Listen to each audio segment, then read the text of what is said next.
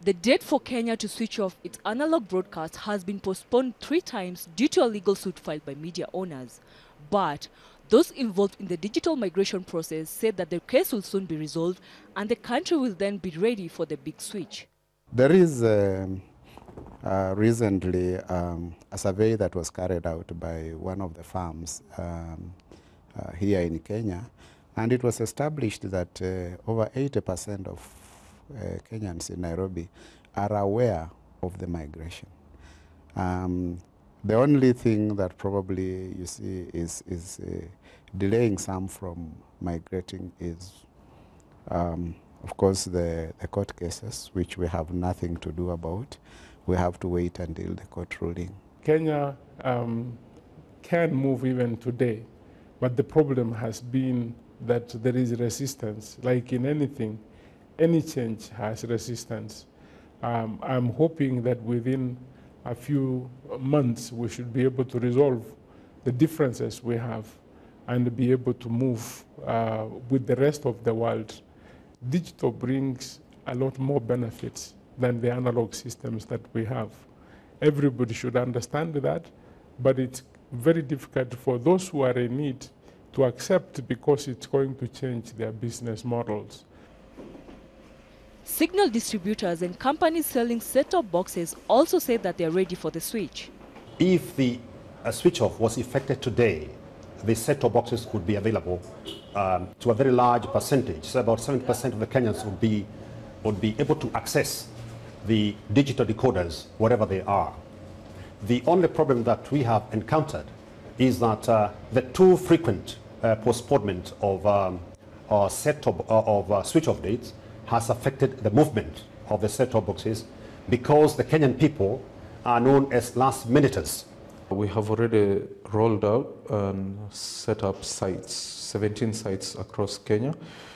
That gives us a coverage of 80%. But this year we plan to set up more gap filler stations to boost the signal. And we also plan to introduce a new technology, DTH service, so our signal can reach remote areas, even in the northern parts of Kenya. The digital migration process is expected to start in Kenya's capital, Nairobi. We have about 300,000 households that are on satellite TV broadcasting services. We have a number of people, close to 500 or so thousands, that already have bought set-top boxes. And there is still in stock over about 800,000 set-top boxes, which can be sold anytime we start the migrational process. Nonetheless, some Kenyans have expressed mixed reactions to the switch off. Personally, I think the cost of the gadgets in the first place, I think they are still expensive. And I don't think they have set really good standards for migrations. Okay, the people who live in the urban areas are because they can afford the little gadget that is used. But what about the people in the lower areas? What will happen to them? The TVs they are using cost like 4,000. Then when you tell them to buy that gadget, it will be expensive than the television itself. Regarding the payments, I think for per month, since most people didn't used to pay for TV per month, so this is new, the payment for TV per month. So I'd say, okay, that's a challenge. There is also a misconception that once the country moves to the digital platform, Kenyans will have to pay a subscription fee. We have two types of decoders, the paid TV decoder and free-to-air decoder, and where you have both involved on the same piece.